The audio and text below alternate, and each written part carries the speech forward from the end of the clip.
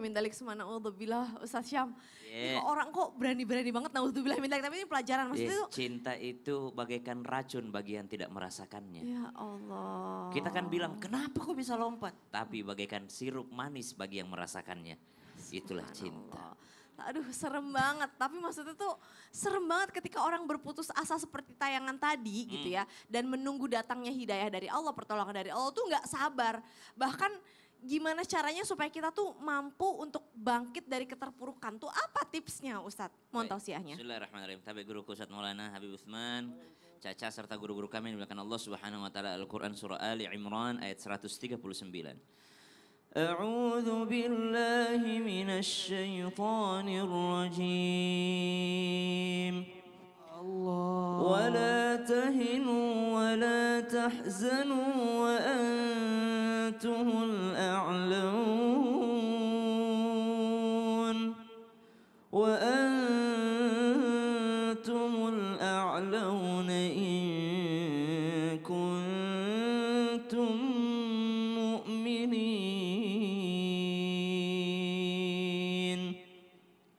Jangan lemah, jangan sedih. Wa antumul a'laun, sedangkan kalian itu berada pada derajat yang tinggi, yang mulia kalau kalian beriman. Maka pertanyaannya, bagaimana seseorang agar tidak terpuruk ketika doanya belum dikabulkan oleh Allah Subhanahu wa taala?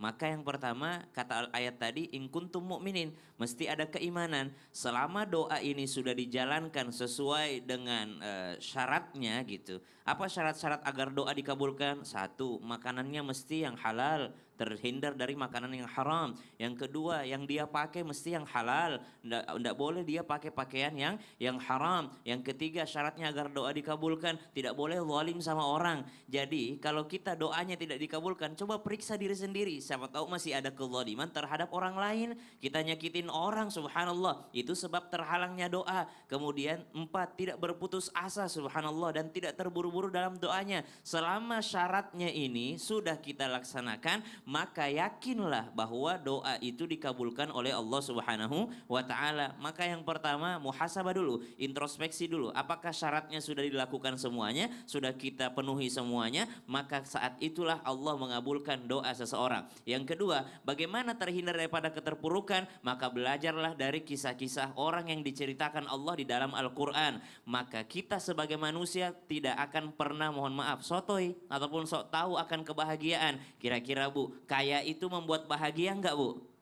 Tergantung. Masa sih kalau saya pengen kaya Bu? Tergantung. Subhanallah. Tapi ternyata Al-Quran menceritakan ada orang kaya tidak bahagia. Siapa? Qorun. Subhanallah. Apakah kekuasaan jabatan itu membuat bahagia? Ya kalau pada orang yang tepat. Tapi pada orang yang tidak tepat seperti Fir'aun. Justru malah kita mengatakan Nabi Musa lebih bahagia daripada Fir'aun. Nabi Ibrahim lebih bahagia daripada Namrud. Padahal kalau mata manusia mengatakan Namrud lebih berjaya, lebih kaya. Fir'aun lebih berjaya, lebih kaya. Qorun lebih kaya. Kalau itu ukuran bahagia kita. Allah tidak menginginkan kita berpikir seperti itu. Allah menginginkan kita berpikir bahwa kebahagiaan itu datang dari Allah Subhanahu wa taala. Tidak Masya dikabulkan Allah. doanya bukan berarti Allah tidak ingin kita bahagia. Masya Kadangkala Allah justru menginginkan kita bahagia. Masya Allah, itu kerennya Al-Quran tuh banyak menceritakan tentang kisah-kisah ya. Kisah itu Jadi kalau pelajaran. ngomongin tentang orang kaya zaman dulu sama orang kaya zaman sekarang gak ada apa-apanya. Subhanallah. Zamannya Fir'aun,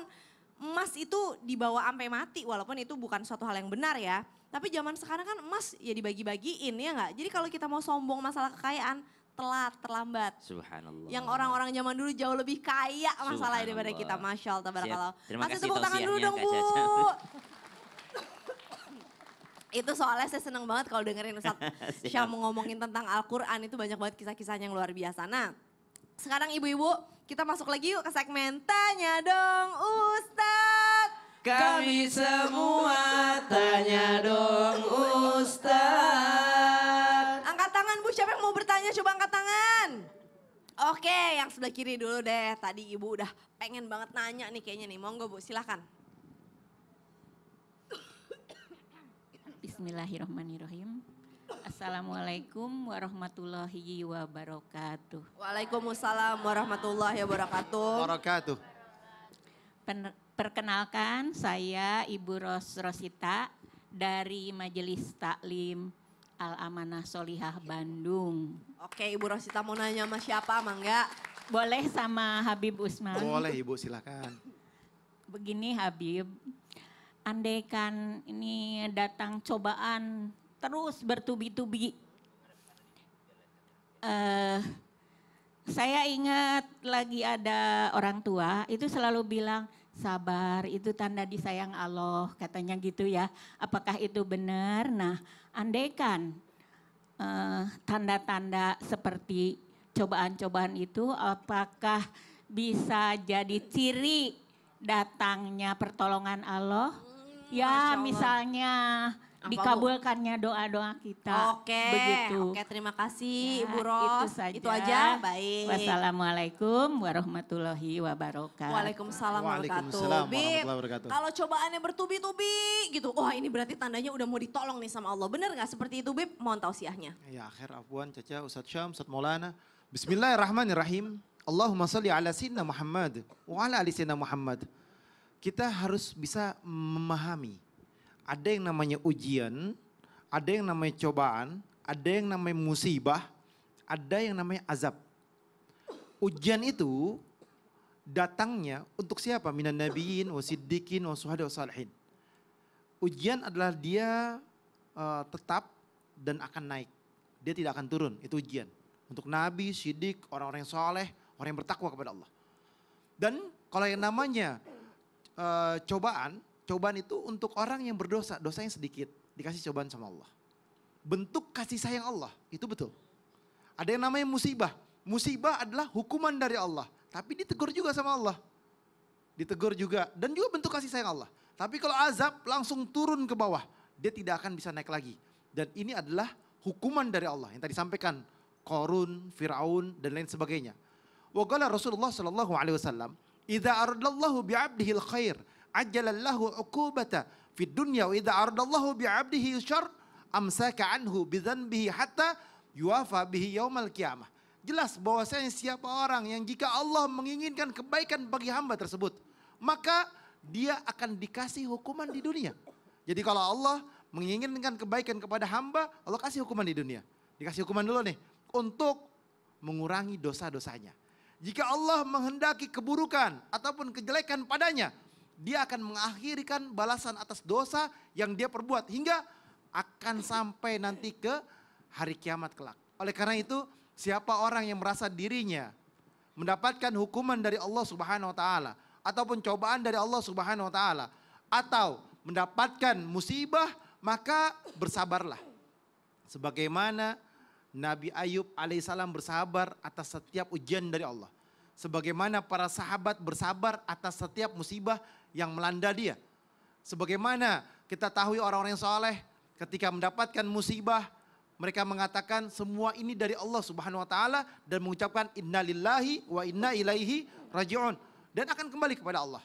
Oleh karena itu, mereka yang bersabar, innallaha ma'asabirin.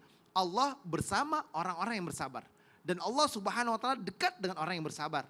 Dan siapa orang yang bersabar akan mendapatkan kenikmatan dari Allah Subhanahu wa taala. Jadi betul tadi yang disampaikan, ketika seorang hamba dia memiliki dosa atau dia memiliki perbuatan yang tidak baik, dia minta ampunan kepada Allah, dia mendekatkan diri kepada Allah dan dia mendapatkan sebuah musibah, apakah dengan musibah ini dikurangi dosanya? Betul, dikurangi dosanya. Apakah dengan musibah yang terjadi pada dirinya sehingga hamba tersebut lebih dekat dengan Allah, disayang sama Allah? Betul, Allah sayang sama dia sehingga ditegur sama Allah dengan dosanya, dengan perbuatan yang dia lakukan, ada musibah yang terjadi, maka musibah itu mengingatkan akan dosa. Oh ternyata saya dulu begini, hikmahnya diambil. Oh perbuatan yang saya lakukan tidak baik. Oh ada hikmah yang terjadi, ya Allah saya minta ampunan kepadamu ya Allah. Dan juga ketika seorang hamba tersebut, dia mempunyai hablum minan nas yang gak bagus. Sama manusia dia tidak baik. Wajib, sekali lagi, wajib dia minta maaf kepada manusia tersebut. Agar apa? Agar hablum minan nasnya selesai. Karena kalau hablum minallah, hubungan kepada Allah, dia bertobat, dia minta ampunan kepada Allah, selesai. Sujud, minta ampunan kepada Allah, tampunan dosa, selesai. Tapi kalau kepada makhluk, dia wajib untuk minta maaf, datangin, minta ridhonya, minta ikhlasnya. Sehingga apa? Sehingga kalau dia maafin menjadi sebuah kebaikan bagi dirinya. Oleh karena itu, sekali lagi, Bagi mereka yang beriman dan bertakwa kepada Allah, berharap akan pertolongan dan ridhonya Allah Subhanahu wa taala dengan cara apa? Dengan cara bersyukur, bersabar sehingga diselamatkan oleh Allah Subhanahu wa taala. Masya Allah, tabarakallah Bib. Tapi nggak selalu cobaan itu datang karena dosanya kita kan Bib? Atau emang selalu karena dosanya kita Bib? Cobaan itu tadi kan dijelasin, ada ujian, ada cobaan. Kalau orang soleh, ujian. Tapi kalau mereka yang berbuat dosa dikasih cobaan ataupun dikasih musibah sama Allah. Jadi ada yang namanya ujian dan ada yang namanya cobaan. Baiklah kalau gitu barakallah. Kasih tepuk tangan dulu dong Bu. Luar biasa ya, subhanallah. Yang namanya hidup udah pasti ada ujiannya, insya Allah kita dikasih kemudahan dan kekuatan oleh Allah dalam melewati itu semua insya Allah. Nah sekarang siapa yang mau nanya lagi nih jamaah, boleh angkat tangan. Oke tadi sebelah kiri udah ya, sekarang sebelah kanan. Silahkan Ibu, maaf tangan kiri silahkan. Terima kasih Kak Caca. Assalamualaikum warahmatullahi wabarakatuh. Waalaikumsalam warahmatullahi Izinkan wabarakatuh. saya perkenalkan diri. Nama saya Ibu Heni Kristiati dari Majelis Taklim Masjid Al-Akbar SMA Negeri Terawas, Kabupaten Musirawas, Provinsi Sumatera Selatan. Masya Allah, jadi pengen makan pempek nih pagi-pagi nih Bu. Silakan. Ya, saya ingin bertanya sama Ustadz Maulana. Izin Ustadz, saya bertanya, apakah hanya kesabaran saja yang bisa menjadi kunci agar terjawab semua doa-doa yang pernah kita sampaikan, yang kita mohonkan? Kan kita ini orangnya nggak sabaran, jadi merasa aduh kok doaku tertunda terus.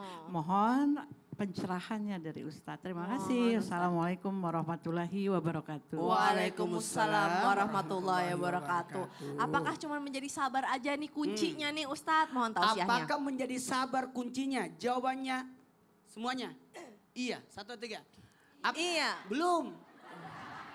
Apakah kesabaran itu sebagai kunci untuk diterimanya doa? Iya. Nah, bagus.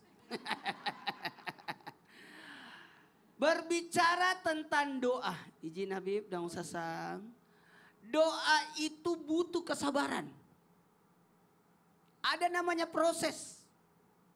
Iyyaka na'budu, iyyaka nasta'in. Jangan langsung minta. Berbuat dulu baru minta. Hanya Engkaulah yang kami sembah dan hanya Engkaulah kami mohon pertolongan. Jangan minta gaji, kerja dulu. Puasa dulu, baru doa. Betul tidak? Sholat, habis itu doa. Kenapa dikabulkannya doa? Butuh kesabaran.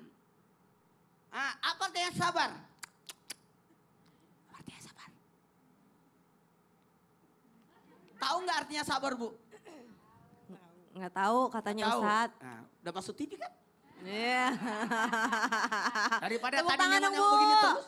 Aduh. Apa artinya sabar? Mampu tapi tahan. Tahan dulu. Mampu memetik buah tapi dia tahan. Tunggu matangnya. Kalau kau petik buah sekarang belum mateng, harganya 10.000. Anjlok. Rujak. Tapi kalau kau tunggu sampai mateng, insya Allah jadi jus. Masya Allah. Jadi 50.000. Betul tidak? Bersabarlah engkau mengambil hasilnya. Kalau ayamnya masih kecil, aduh jadi mainan anak SD. Dikasih warna-warni. Dikasih warna-warni. Tapi kalau ditunggu besar, jadi ayam potong. Oh mantap. Gitulah, dibutuhkan kesabaran. Dan mohon maaf, jangan terlalu memaksa, tergesa-gesa. Ya Allah, kabulkan. Ya Allah, kabulkan. Jangan, santai bro. Santai. Jadi dibutuhkan. Jangan kau petik buah yang belum mateng. Jangan kau sembelih binatang yang belum Cukup umur. Oh. Kenapa sih kita tuh kuncinya tuh jadikanlah sholat dan sabar tuh kenapa nggak Ista'inu bisa beri wassalat? Kenapa nggak sedekah dan sabar gitu Ustaz? Bukan, beda. Kenapa? Karena sholat itu butuh kesabaran. Oh gitu hikmahnya ya. Iya. Untuk bisa menjalankan sholat. Iya. Dibutuhkan. Kalau sedekah itu ada 5 syaratnya. Oh. Nanti di pembahasan berikutnya. Baiklah kalau begitu. Kasih tepuk tangan dulu dong Bu.